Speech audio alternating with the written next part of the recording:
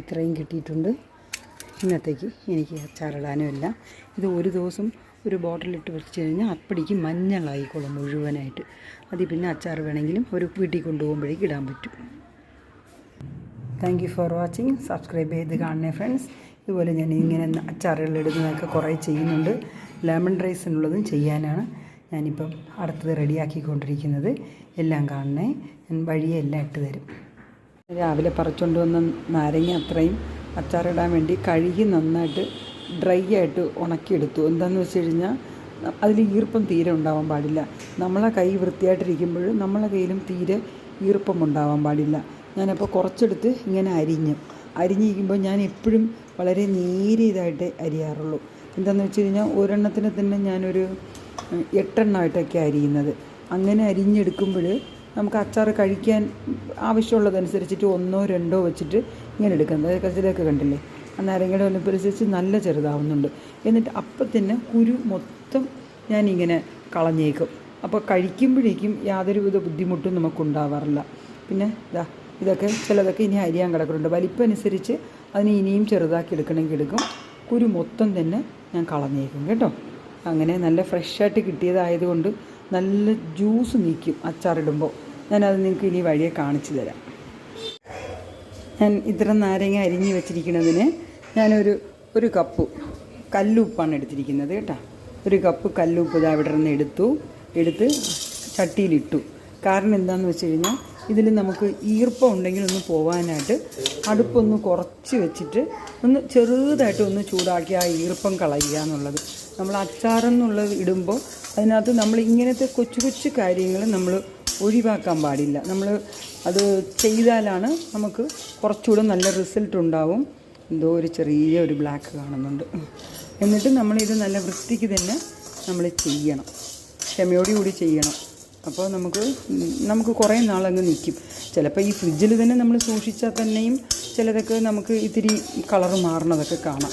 ഇത് അങ്ങനെയുള്ളതിനെയൊക്കെ ഒഴിവാക്കാനാണ് നമ്മളിങ്ങനെ ചെയ്യണത്. അവസാനം നമ്മൾ നല്ല കുപ്പി പാത്രത്തിൽ ഏതെങ്കിലും ചില്ല് പാത്രത്തിലാണ് നമ്മൾ ഇട്ട് വയ്ക്കുന്നത്. അതിന് വേണ്ടിയിട്ട് നമ്മളിപ്പോൾ ഉപ്പൊക്കെ ഇങ്ങനെ ഇട്ട് വയ്ക്കില്ലേ, ഭരണി പോലത്തെ ഇതിൽ, അതുപോലത്തെ തന്നെ അച്ചാർ നമ്മൾ ഫ്രിഡ്ജിനകത്ത് വെച്ചാലും ഇതുപോലെ ഏതെങ്കിലും ഒരു ഇതിലായിരിക്കും വയ്ക്കുന്നത്. 2-3 ദിവസം പുറത്ത് വെച്ചെന്ന് വെച്ച് കുഴപ്പമില്ല, ഇത്തിരിയായിട്ട് എടുത്ത് നമുക്ക് വയ്ക്കാം. പക്ഷെ അല്ലാത്ത പക്ഷം ഇത് കഴിഞ്ഞിട്ട് ഇതൊന്ന് പൊടിച്ചിട്ട് ഞാൻ എടുക്കാം കേട്ടോ. മിക്സിയിലൊന്ന് പൊടിക്കട്ടെ തണുപ്പിച്ചിട്ട്. ആ ഉപ്പിനെ ഞാനൊന്ന് ചെറുതായിട്ട് പൊടിച്ച് നല്ല വൃത്തിക്ക് മിക്സ് ആവുന്ന രീതിയിൽ ഒന്ന് ആക്കി വെച്ചിട്ടുണ്ട്. അതാക്കിയതിന് നമ്മളൊന്ന് ഇതിൻ്റെ കൂടെ നന്നായിട്ടൊന്ന് യോജിപ്പിച്ച് കൊടുത്തു കഴിഞ്ഞാൽ നമുക്ക് അതിനെ നന്നായിട്ടൊന്ന് യോജിപ്പിച്ചിട്ട് വെയിലത്ത് വെക്കണം. വെയിലത്ത് ഇപ്പം തന്നെ കണ്ടില്ലേ മെൽറ്റായി വരുന്ന പോലെ ഉപ്പങ്ങ് മിക്സാവും. നല്ല മിക്സായതിന് ഞാനൊന്ന് വെയിലത്ത് വെച്ചിട്ട് വരാം.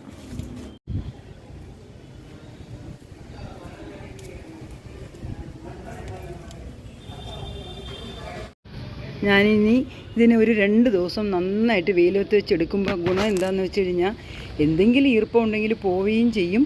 പിന്നെ നമുക്കിത് മൊത്തം മെൽറ്റായി വരുന്നത് ആ വേനലിൽ വയ്ക്കുമ്പോഴേക്കും ആ വെയിലത്തിൽ നിന്ന് അത് നന്നായിട്ട് ആ വെള്ളത്തിനെ അങ്ങ് വലിക്കും ആ നാരങ്ങ.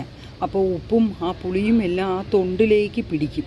അപ്പം നമുക്കിത് നന്നായിട്ട് തന്നെ സോഫ്റ്റായി വരും.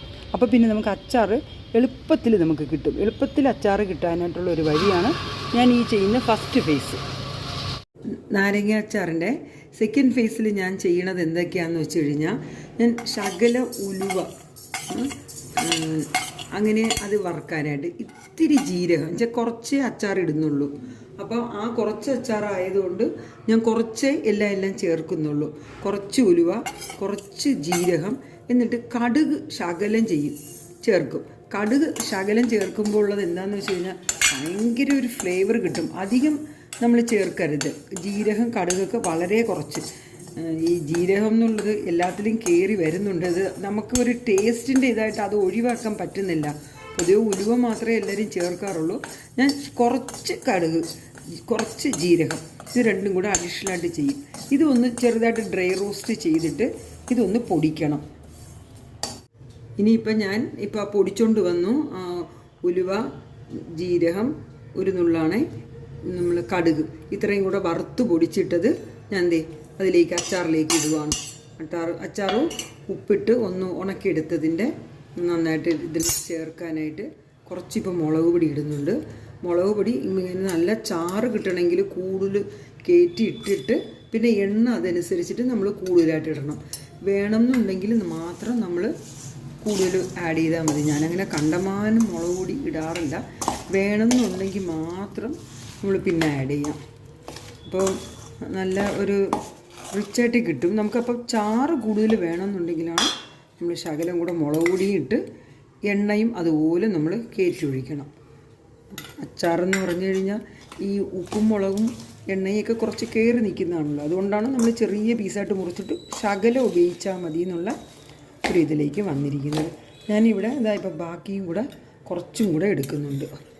കുറച്ച് ഈ മഞ്ഞൾ കാണുന്നതുകൊണ്ട്, നാരങ്ങയിലെ കളർ കാണുന്നതുകൊണ്ടാണ്. ഇനിയിപ്പോൾ ഇത് നന്നായിട്ട് പിടിച്ച് വരുമ്പോൾ ഒന്നും കൂടെ ലൂസാവും. ഞാനിപ്പോൾ ഇവിടെ ശകലം നല്ലെണ്ണ, എള്ളെണ്ണ ഞാനൊന്ന് അടുപ്പൊന്ന് ഓണിലാണ് ഇരിക്കുന്നത്, സിമ്മിലാണ് വെച്ചിരിക്കുന്നത്. ഒന്ന് ചൂടാക്കുന്നത് മാത്രമേ ഉള്ളൂ, എണ്ണ തിളപ്പിക്കുന്നില്ല. ഇത്രയൊക്കെ മതിയാവും കേട്ടോ, ഒരുപാടൊന്നും വേണ്ട. അപ്പോൾ ഇതൊന്ന് ചൂടായി കഴിഞ്ഞാൽ അപ്പം തന്നെ ഓഫ് ചെയ്തിട്ട് തണുപ്പിച്ചിട്ട് വേണം ഇതിൽ ചേർക്കേണ്ടത് കേട്ടോ. ഇനിയിപ്പോൾ ഫൈനലി കുറച്ച് ഈ ചൂടാക്കി തണുപ്പിച്ച് നല്ലെണ്ണ ഇതിലേക്ക് ഒഴിച്ചു കൊടുക്കുവാണ്. കുറച്ച് ഒഴിച്ചു കൊടുക്കുവാണ്. ഇതിൽ എന്തെങ്കിലുമൊക്കെ അഡീഷണലായിട്ട് നിങ്ങൾക്ക് വേണ്ടാന്നുള്ളത് തോന്നുവാണെങ്കിൽ സ്കിപ്പ് ചെയ്തേക്കാം. ഞാൻ എൻ്റേതായിട്ടുള്ളൊരു ഫ്ലേവർ കിട്ടാനും ടേസ്റ്റ് കിട്ടാനും ഒക്കെ ആയിട്ട് എൻ്റെ ഇത്ര നാളത്തെ ഒരു ഇതിൽ ഇതൊന്ന് ചേർത്താൽ കൊള്ളാമെന്നൊക്കെ തോന്നുന്നതൊക്കെയാണ് ഞാൻ ചേർത്തത്. കായമൊക്കെ ഇടുന്നവരുണ്ട്, കായത്തിൻ്റെ ടേസ്റ്റ് ഇഷ്ടമുള്ളവർ ഈ അച്ചാറിലിടും. പിന്നെ ഈ നല്ലെണ്ണയ്ക്ക് പകരം ചിലർ കാസ്റ്റർ ഓയിൽ ഉപയോഗിക്കുന്നവരുണ്ട്. അങ്ങനെ ആകുമ്പോൾ കേട് കൂടാതിരിക്കുകയും ചെയ്യും. പിന്നെ കാസ്റ്റർ ഓയിൽ ദേഹത്തിന് വളരെ നല്ലതാണ്. അത് എഡിബിൾ ആണോ എന്നുള്ളത് ചെക്ക് ചെയ്തേക്കുക. എന്നിട്ട് അത് നമുക്ക് ഇങ്ങനെയൊക്കെ നമുക്ക് കൺസ്യൂം ചെയ്യാൻ പറ്റുള്ളൂ. അതിന് വേണ്ടിയിട്ടാണ് നമ്മളിത്, നമ്മുടെ ദേഹത്തിന് വളരെ നല്ലതായതുകൊണ്ട് നമുക്ക് ഇങ്ങനെ വേണമെങ്കിലും ചെയ്യാൻ പറ്റും. ഞാനിപ്പം ഈ അച്ചാർ ഏതാണ്ട് ആക്കി വെച്ചിട്ടുണ്ട്. നമ്മൾ ഇനിയിപ്പോൾ ഇത് കുറച്ച് നാളും കൂടെ ഇതിൽ നിന്നും ഈ നാരങ്ങയിലേക്ക് ഉപ്പും മുളകും എണ്ണയൊക്കെ ഒന്നും കൂടെ പിടിക്കണം. ഞാനിത് ഒരു പാത്രത്തിലേക്ക് ആക്കിയെടുത്ത് ഇനി ഞാനൊന്ന് ഫ്രിഡ്ജിലേക്കാണ് വയ്ക്കാൻ പോണത് കേട്ടോ. എന്നിട്ട് നമുക്കിപ്പം അത് കുറച്ച് നാൾ കൂടെ ആകുമ്പോഴേക്കും നമ്മളൊന്ന് മിക്സ് ചെയ്ത് കൊടുക്കുക. മിക്സ് ചെയ്ത് കൊടുക്കുമ്പോൾ തന്നെ അതിൻ്റെ ഒരു അങ്ങോട്ടും ഇങ്ങോട്ടും ഒക്കെ ചാറ് കയറാതെ പിടിക്കാതിരിക്കുന്ന സ്ഥലത്തു നിന്നാണെങ്കിലും അത് പിടിച്ചോളും. അപ്പോൾ വളരെ നല്ലതായിട്ട് തന്നെ നമുക്ക് ഹോം മെയ്ഡായിട്ട് തന്നെ ഉണ്ടാക്കാൻ പറ്റും. അപ്പോൾ ഇതിന് എപ്പോഴും ഈ ഹോം മെയ്ഡിൻ്റെ ഇഷ്ടമേറെയാണല്ലോ, അങ്ങനെയാണ് ഞാനിത് ചെയ്തിരിക്കുന്നത്. എല്ലാം ഭംഗിയായിട്ട് വന്നെന്ന് തോന്നുന്നുണ്ട്. അച്ചാർ എല്ലാവർക്കും ഇഷ്ടപ്പെടും. അപ്പോൾ എന്താണെന്ന് വെച്ചാൽ അഭിപ്രായങ്ങളും പറയാം കേട്ടോ. ചെയ്ത് എൻ്റെ ഒരു സ്റ്റൈലായതുകൊണ്ടാണ് ഇത് ഞാനിങ്ങനെ പറയണത്. നിങ്ങൾക്ക് ഇതിനേക്കാളും ബെറ്റർ ആയിരിക്കാം. ഈ ഒരു റെസിപ്പിയാണ് ഞാൻ കുറച്ച് ഓരോ അച്ചാറിനും ചെറിയ ചെറിയ വ്യത്യാസപ്പെടുത്തി ഞാൻ ഫോളോ ചെയ്യുന്നത് കേട്ടോ. താങ്ക്സ്. നമ്മുടെ നാരങ്ങ അച്ചാർ വളരെ നന്നായിട്ട് വന്നിട്ടുണ്ട്. നിങ്ങൾക്ക് കാണുമ്പോൾ തന്നെ മനസ്സിലാവുമല്ലോ, ഞാൻ അധികം ഒന്നും പറയുന്നില്ല. ഞാൻ ചെറിയ ചെറിയ കഷ്ണങ്ങളായിട്ടാണ് മുറിച്ചിടുന്നതെന്ന് പറഞ്ഞല്ലോ. ഇങ്ങനെ ചെറുതായിട്ട് ഇടുമ്പോൾ ഉള്ള ഒരു രണ്ട് ഗുണങ്ങളാണ്. ഒന്ന്, നമ്മൾ കുറച്ച് അച്ചാർ ആവശ്യത്തിനുള്ളത് മാത്രം ഇങ്ങനെ എടുത്ത് ഉപയോഗിക്കും, വേസ്റ്റ് ചെയ്യില്ല. പിന്നെ ഒരു കാര്യം, പെട്ടെന്ന് റെഡിയായി കിട്ടും കേട്ടോ. ഇങ്ങനെയൊക്കെ ചെറുതായിട്ടൊക്കെ നമ്മൾ നുറുക്കിയിട്ട് കഴിഞ്ഞാൽ എല്ലാം നിങ്ങൾക്ക് തന്നെ കാണുന്നുണ്ടല്ലോ, എത്ര പെട്ടെന്ന് തന്നെ എല്ലാം റെഡിയായി. ഞാൻ എന്നാൽ വേറെ ഒരു ഇതിൻ്റെ സത്ത് പോണ രീതിയിൽ ഞാൻ ഒന്നും ചെയ്തിട്ടില്ല. പിന്നെ വേറൊരു പ്രിസർവേറ്റീവോ ഒന്നും ആഡ് ചെയ്തിട്ടില്ല. നമുക്ക് നാച്ചുറലായിട്ട് നമ്മൾ വീട്ടിൽ പൊടിപ്പിക്കുന്ന മുളക് പൊടി, നല്ല ചക്കിലാട്ടിയ നല്ലെണ്ണ, നമ്മളെ വീട്ടുമുറ്റത്തുണ്ടായ നാരങ്ങ, ഇതൊക്കെ തന്നെയാണ്. ഞാൻ വളരെ എളുപ്പത്തിൽ എന്നെ കേടുകൂടാത്ത രീതിയിൽ ആണുള്ള റെസിപ്പി ഞാൻ ഫോളോ ചെയ്യുന്നതാണ് ഞാൻ നിങ്ങൾക്കും കാണിച്ചു തന്നിരിക്കുന്നത്. ഇതെല്ലാവരും ട്രൈ ചെയ്യണം കേട്ടോ ഫ്രണ്ട്സ്. നമ്മൾ അവിടെ ഇവിടെ നിന്നൊക്കെ ഓടി നടക്കുന്നത്, നമ്മളുടേതായിട്ടുള്ള രുചിയിൽ ഇത്തിരി ഏറ്റക്കുറച്ചിൽ എന്താണോ വേണ്ടത് അതനുസരിച്ചിട്ട് ഉപ്പോ എരിവോ എണ്ണയോ എന്ത് വേണമെങ്കിലും നമുക്ക് നമ്മളുടേതായിട്ടുള്ള സ്വന്തം ഇഷ്ടപ്രകാരം നമുക്ക് ചെയ്യാമല്ലോ വീട്ടിൽ ചെയ്യുമ്പോൾ. അത് കാരണം എല്ലാവരും ഇത് ട്രൈ ചെയ്യുക. എനിക്കും വളരെ സന്തോഷമാണ്. ഇത് നാരങ്ങയുടെ ഭംഗിയുണ്ട, ഇത് ഇപ്പോഴും ഒരുപാട് കായ്ക്കുന്നുണ്ട്, സന്തോഷമാണ്. ഞാൻ ഇത് വെച്ചിട്ട് ഇനിയും കുറച്ച് റെസിപ്പീസൊക്കെ നിങ്ങളായിട്ട് ഷെയർ ചെയ്യാനുണ്ട്. ഈസി റെസിപ്പീസാണ്. ഈ ചെറുനാരങ്ങ എന്ന് പറഞ്ഞു കഴിഞ്ഞാൽ നമ്മളെ കേരളത്തിലെ എല്ലാവർക്കും വളരെ ഇഷ്ടപ്പെട്ടത് തന്നെയാണ്. എല്ലാത്തിൻ്റെയും സൈഡ് ഡിഷാണല്ലോ. അത് കാരണം thank you for watching friends. ഇതുപോലെ നല്ല നല്ല വീഡിയോകളായിട്ട് നിങ്ങളും എല്ലാവരും ഫോളോ ചെയ്ത് എല്ലാം ഉണ്ടാക്കി നോക്കണം. എനിക്കതിലാണ് സന്തോഷം. Bye, thank U.